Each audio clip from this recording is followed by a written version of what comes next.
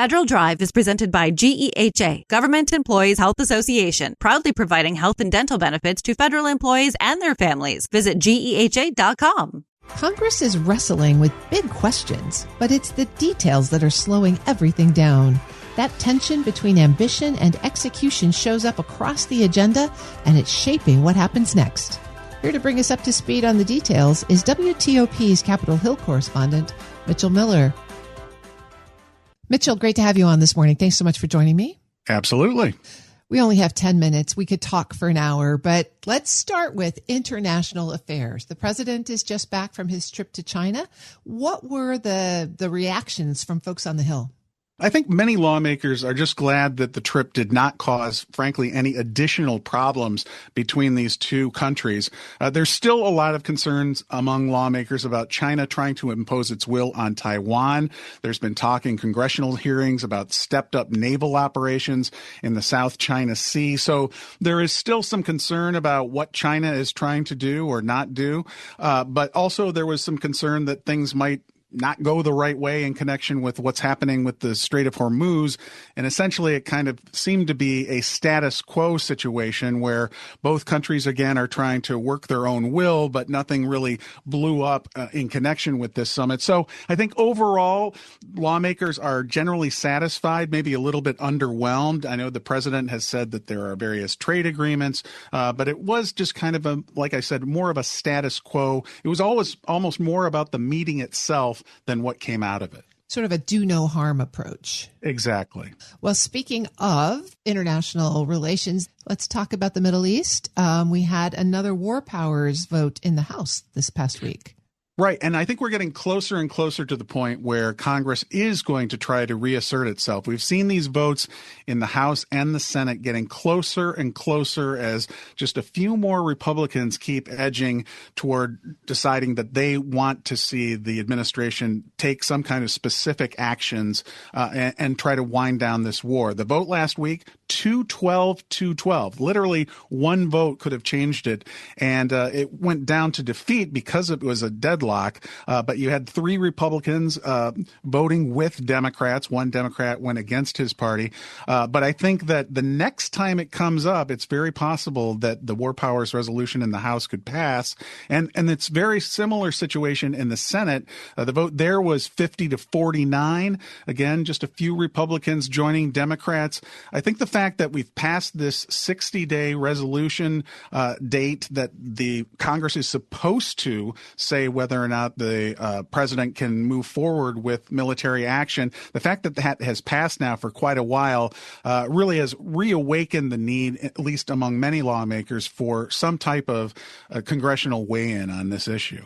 Mitchell, that tie vote just points to how close the margins are, and the House redistricting fight really got tossed on its head last week. Walk us through the current status of that. Well, this has really now become political war, and that really isn't that much of an exaggeration. The fact that the Democrats got rocked on their heels by the Virginia Supreme Court ruling that said that they could not move forward with 4 seats that would have given them a 10-1 versus a 6-5 margin, that really caused a huge stir within the Democratic Party. And then, of course, you've had all of these states in the South since the U.S. Supreme Court decision on the Voting Rights Act moving forward to eliminate black majority districts, or at least Democrat districts, whether it's in Tennessee, Louisiana. Florida has released a map with 4 new seats for Republicans. So last week, House Minority Leader Hakeem Jeffries, who really led the effort for Democrats to try to fight back against this redistricting by Republicans, he pledged that they are still going to win in November in the midterms. And he used the term that they will crush their souls, referring to the Republicans.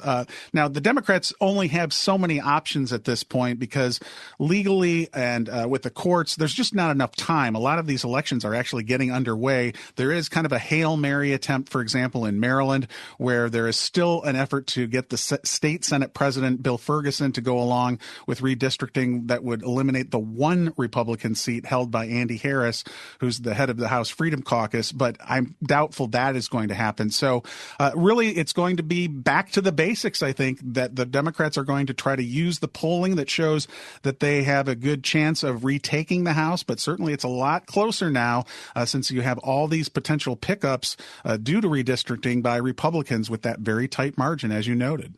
Mitchell Miller is Capitol Hill correspondent for WTOP.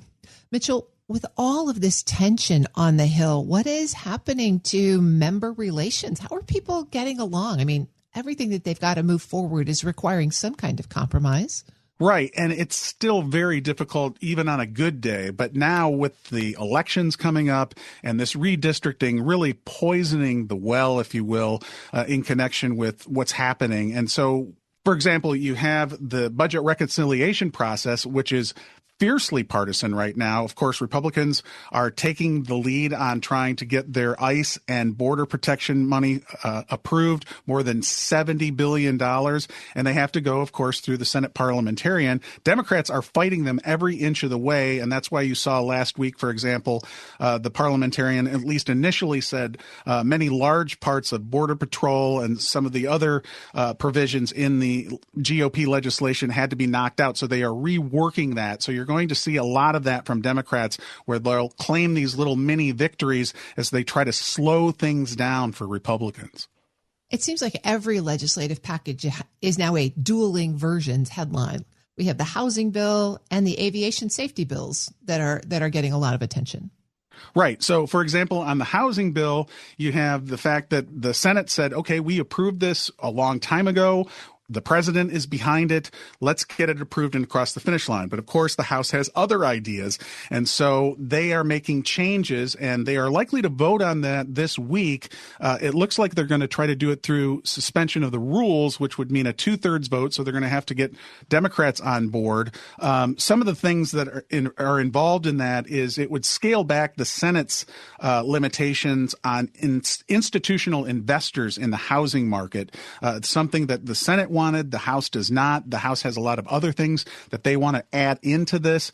This is a problem for both the House and the Senate, obviously. And we've talked about this before. There's this increasing tension, not just between Democrats and Republicans, but within the Republican Party, between the House and the Senate to try to get these things done. And then you move over to the aviation bills. The rotor versus the alert bills is a huge battle in connection with basically what happened after the deadly accident at Reagan National Airport that killed 67 people back in 2025.